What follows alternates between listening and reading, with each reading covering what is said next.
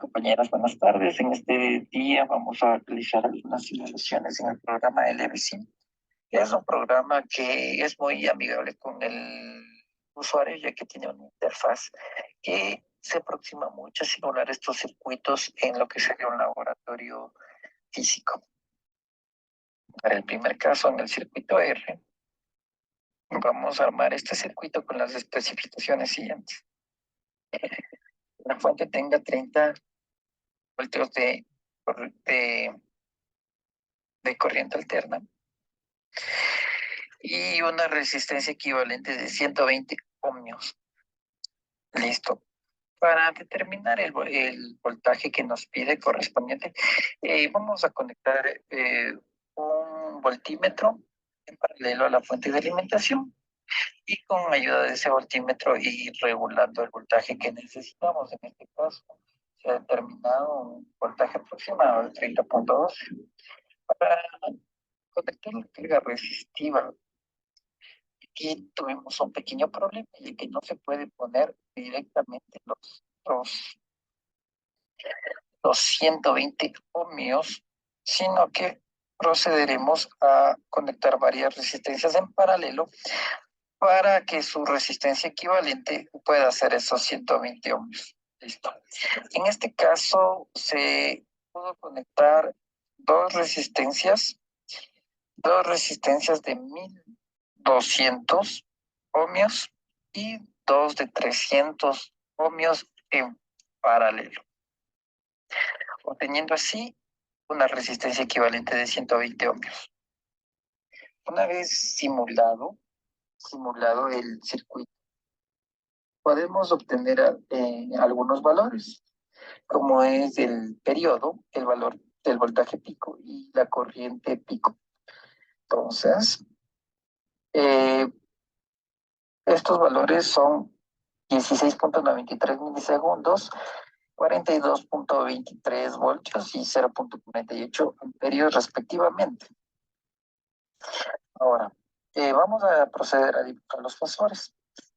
En este caso, eh, no hay desfase entre la corriente y el voltaje, porque recordemos que al ser la carga puramente resistiva, el factor de potencia es 1. Es decir, no va a haber un ángulo, no va a haber un ángulo de desfase entre la corriente y el voltaje. Listo. Entonces, el ángulo correspondiente entre estos dos fosores, pues, va a ser 0. Y recordemos que el coseno de 0 es 1, por lo tanto eh, van a estar en la misma fase. Listo.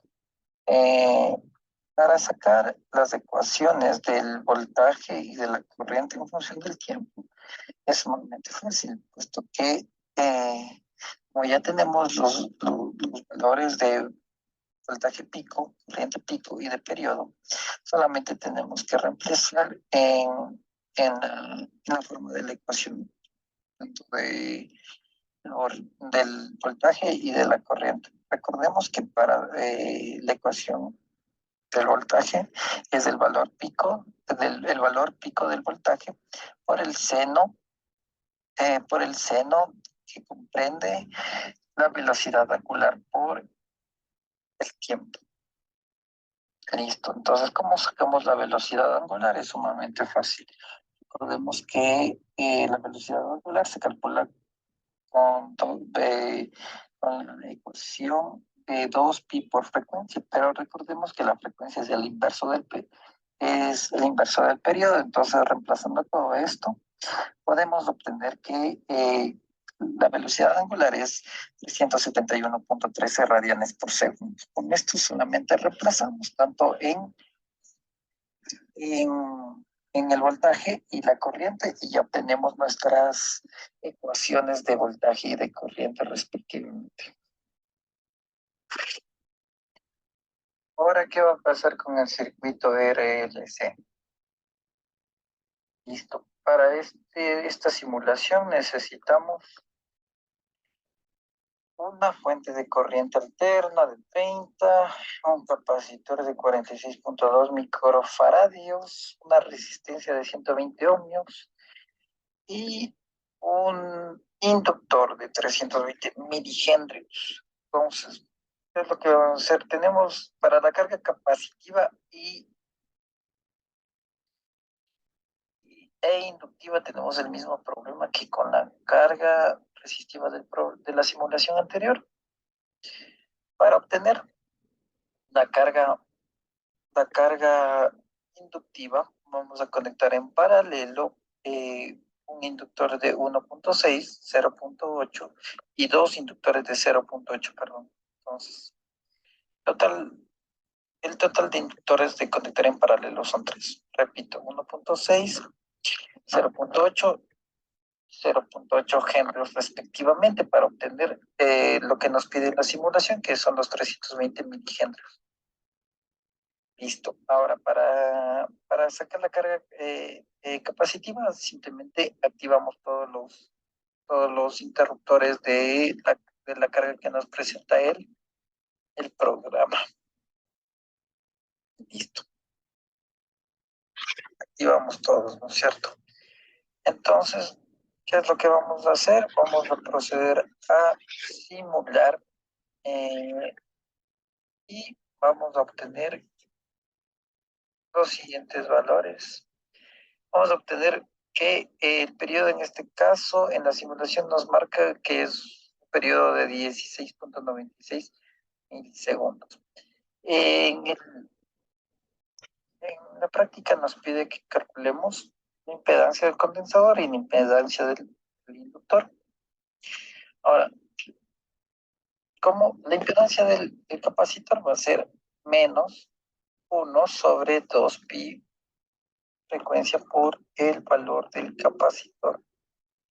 Listo, entonces la frecuencia, sabemos que la frecuencia es el inverso del periodo, y el periodo ya tenemos ese dato que no va a cambiar mucho relativamente con la anterior simulación, que es de 16.96 milisegundos. Reemplazando los datos, tenemos que la impedancia del condensador es igual a menos 63.36 ohmios, ¿ya? Y la impedancia del inductor, perdón, es de 2pi por la frecuencia por el valor del inductor. Otra vez reemplazamos donde la frecuencia es el inverso del periodo. Entonces, reemplazando todos esos valores, tenemos que tenemos una impedancia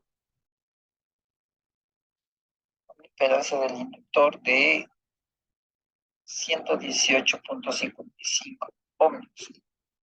La tabla correspondiente tenemos esos valores.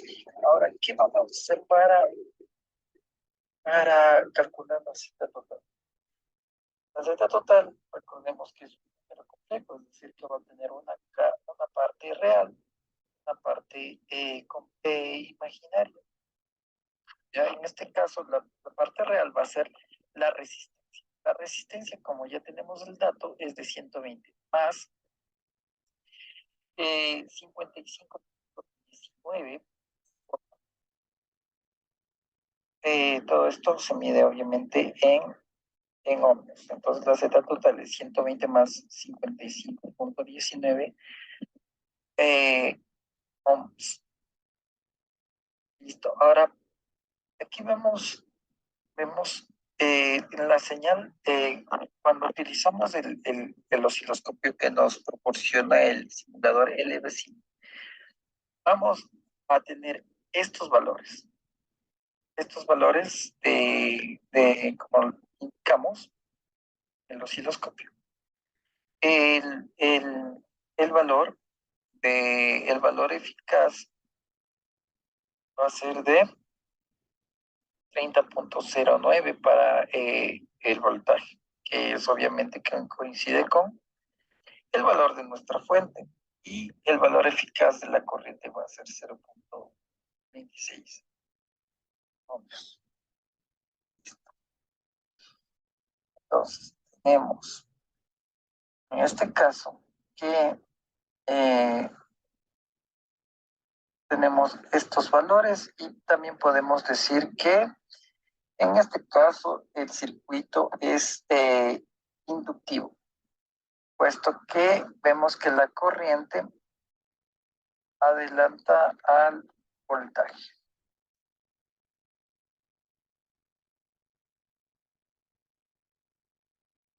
A ver, listo. Entonces, para el último caso de la batería de plomo, simplemente vamos con ayuda de nuestro simulador LV5, vamos a conectar lo que sería el bloque de baterías de plomo, ¿no es cierto?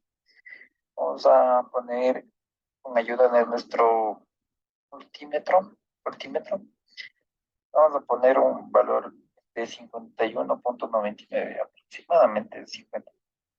Ahora, al simular al ver la gráfica de este voltaje,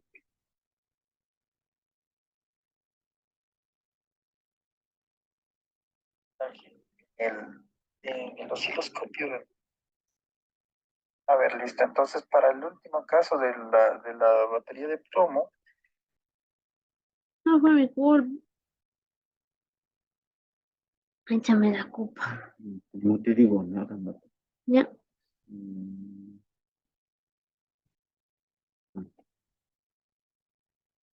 a ver, listo. Entonces, para el último caso de la batería de plomo, simplemente vamos con ayuda de nuestro simulador LV5, vamos a conectar lo que sería el bloque de baterías de plomo, ¿no es cierto? Vamos a poner con ayuda de nuestro multímetro, vamos a poner un valor de 51.99, aproximadamente 52. Ahora, al simular, al ver la gráfica de este voltaje en el osciloscopio, vemos de que mientras que en el multímetro marca un valor de 51.99 voltios, en el osciloscopio marca un valor de 51.88. La pérdida del voltaje no es significativa. Y en la gráfica podemos ver como la batería es una fuente de alimentación continua. Podemos ver exactamente eso. No está en función del tiempo, podemos ver una función constante que en este caso tiene un número de 51.88 voltios. Varía la simulación. Muchas gracias.